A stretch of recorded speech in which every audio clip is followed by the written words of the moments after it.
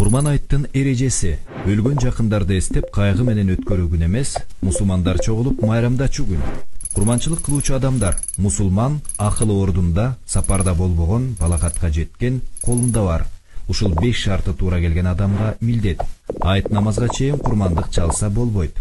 Курмандык кылуунун малы кой эчкинин жашы 1 жашар болуу керек, бирок козу 1 жашардай көрүнсө. Уй бука 2 жашар, төө 5 жашта болуу керек.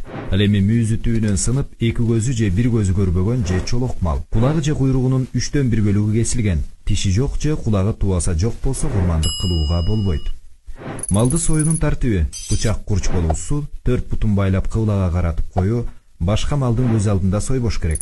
Бисмиллах Аллаху акбар деп тамагынан мууздоо. Мууздалган малды тезинен жүлүндөбөй туруу керек.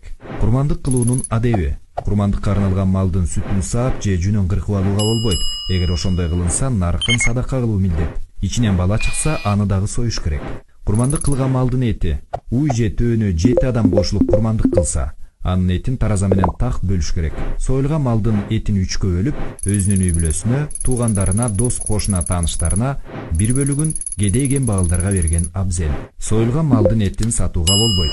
Бирөөгө сойдурса, анын акысына союлган малдын этинен же терисин берүүгө болбойт. Акысын өзүнчө берүү керек. Этин же терисин мусулман эмес кедей кембагалдарга дагы берсе болот. Чет жерден туугандарына акчасын жөнөтүп, менин атымдан курманчылык кылып койгула десе дагы жарайт.